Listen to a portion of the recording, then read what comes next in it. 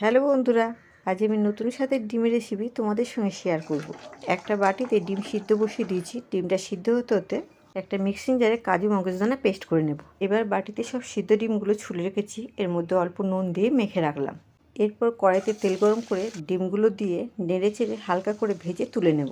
এই তেলেই গোটা জিরে, তেজপাতা, গোটা গরম মশলা, গোটা গোলমরিচ ফোড়ন দিয়ে কিছুক্ষণ নেড়ে চেড়ে পেঁয়াজ বাটা দিয়ে আর একটু নাড়াচাড়া করে আদা রসুন বাটা দিয়ে এর মধ্যে লঙ্কা, জিরে, ধনে অল্প জল দিয়ে কষাতে হবে। মশলা থেকে তেল ছেড়ে দিয়েছে। এবার কাজু মগজদানার পেস্টটা দিয়ে আরও একটু নাড়াচাড়া করে ফ্যাটানো টক দই আর পরিমাণ মতো নুন চিনি দিয়ে আরও কিছুক্ষণ নেড়ে চেড়ে জল দিয়ে দেবো। ঝোল ফুটে উঠলে ডিমগুলো দিয়ে আর 4টে চেরা কাঁচা লঙ্কা দিয়ে আরও একটু ফুটিয়ে নেব। এবার ঘি গরম মশলা দিয়ে নামিয়ে নেব। এটা লুচি, পরোটা, ফ্রাইড রাইস সব কিছুর সঙ্গে ভালো লাগে। তোমরা যারা আমার ভিডিও দেখছো, লাইক, কমেন্ট, শেয়ার, সাবস্ক্রাইব করে দিও।